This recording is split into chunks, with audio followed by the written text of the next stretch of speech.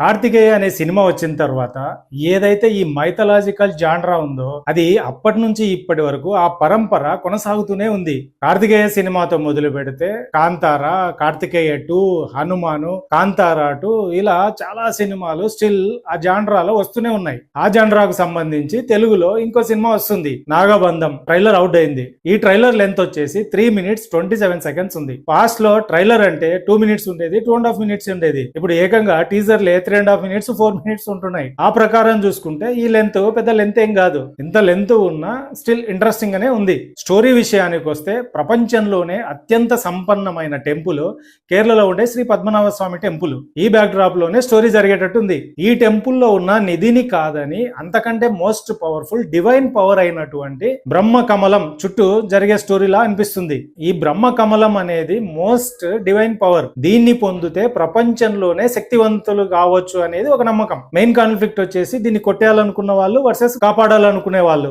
ఇందులో hero tribal కమ్యూనిటీకి చెందిన వాళ్ళలాగా ఉన్నాడు. ఈ ట్రైబల్ కమ్యూనిటీని విలన్స్ నుండి సేవ్ చేయడానికి విలన్స్ కోరుకుంటున్న బ్రహ్మ కమలను దొంగలించి తీసుకొస్తా అని చెప్పి అక్కడికి బయలుదేరినాడు. అట్ ద సేమ్ టైమ్ ప్రపంచంలోనే అత్యంత శక్తివంతమైన విలన్ గ్యాంగ్ అక్కడ ఉంది. దొంగతనానికి వెళ్లిన హీరో ట్రాన్స్ఫార్మ్ అయ్యి ఆ బ్రహ్మ కమలాన్ని ఎలా సేవ్ చేశాడు అన్నదే స్టోరీ అని నాకు అనిపిస్తుంది. ఇది డిఫరెంట్ టైం పీరియడ్ లో జరిగే స్టోరీ లాగా అనిపిస్తుంది. ఈ ట్రైలర్ చూసిన తర్వాత నాకైతే కాంతారా సినిమా బాగా గుర్తొచ్చింది. ఎందుకంటే కాంతారాకు దీనికి చాలా సిమిలారిటీస్ కనిపిస్తున్నాయి. కాంతారాలో హీరో వచ్చేసి ట్రైబల్ కమ్యూనిటీకి చెందినవాడు, ఇందులో హీరో కూడా ట్రైబల్ కమ్యూనిటీకి చెందినవాడు. అందులో హీరో తన కమ్యూనిటీ కోసము ఫైట్ చేస్తుంటాడు, ఇందులో కూడా హీరో సేమ్ అదే చేస్తున్నాడు. అందులో రాజులు మోస్ట్ పవర్ఫుల్ ప్లేస్ ను ఆక్రమించుకోవాలనుకుంటారు. ఇందులో మోస్ట్ పవర్ఫుల్ థింగ్ అయిన బ్రహ్మ కమలాన్ని విలన్స్ కొట్టేయాలనుకుంటున్నారు. అందులో హీరో రాజులను ఎదిరించడానికి తన శక్తి సరిపోకపోతే శివుని దయ వల్ల ఆ ప్లేస్ ను కాపాడుకుంటాడు. ఇందులో కూడా హీరో మోస్ట్ పవర్ఫుల్ అయినటువంటి విలన్ ను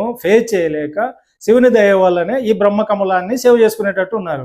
ఈ ట్రైలర్ లోనే ఇన్ని సిమిలారిటీస్ అయితే నాకు కనిపించినాయి. కాంతారా సినిమా అనేది ఈ టీం మీద చాలా గట్టి ఇన్ఫ్లుయెన్స్ అయితే క్రియేట్ చేసినట్టుంది. అయినా కాన్సెప్ట్ అయితే ఇంట్రెస్టింగ్ గానే ఉంది. బట్ ట్రైలర్ అయితే కొంచెం క్లమ్జీగానే అనిపించింది. మేబీ సినిమాలో ఉన్న స్టఫ్ నంతా ఈ 3 minutes ట్రైలర్ లోనే ఇరికేయాలనుకున్నారు. సో దాని వల్ల వచ్చిన ప్రాబ్లమే ఇది అనుకుంటున్నాను. ట్రైలర్ అంతా బాగా అనిపించినా ఎమోషన్ అయితే మిస్ అయిందేమో అనే ఫీలింగ్ అయితే నాకు కలిగింది.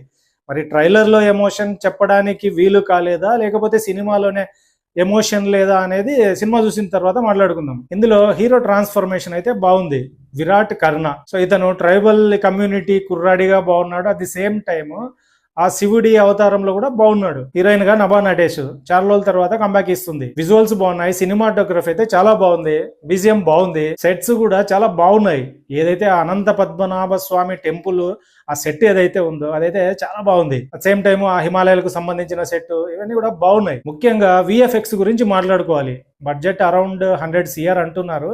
మరి ఇది ఎంతవరకు కరెక్టో ఏమో నాకైతే తెలియదు. బట్ పెట్టిన ప్రతి రూపాయి అయితే స్క్రీన్ మీద అయితే కనిపిస్తుంది. స్క్రిప్ట్ మీద డబ్బులు పెడితే ఇలా స్క్రీన్ మీద కనిపిస్తుంది. అదే హీరో మీద డబ్బులు పెడితే హీరో కనిపిస్తుంది తప్ప ఆడియన్స్ కనిపించదు. సో అదే ఆ డిఫరెన్స్.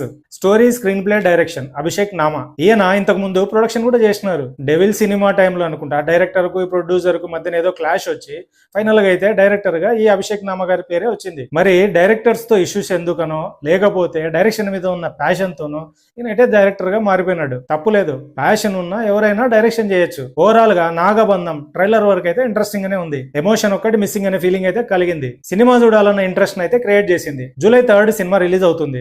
సినిమా చూసిన తర్వాత మరింత డీటెయిల్ గా డిస్కస్ చేసుకుందాం. ఈ ట్రైలర్ మీకు ఎలా అనిపించింది? నచ్చిందా, నచ్చలేదా? నచ్చితే ఏ షార్ట్స్ నచ్చినా, ఏ విఎఫ్ఎక్స్ నచ్చినాయి, ఏ డైలాగ్స్ నచ్చినాయి కింద కామెంట్ రూపంలో చెప్పండి. నా రివ్యూ కనుక నచ్చినట్లయితే లైక్ చేయండి, షేర్ చేయండి, సబ్స్క్రైబ్ చేసుకోండి.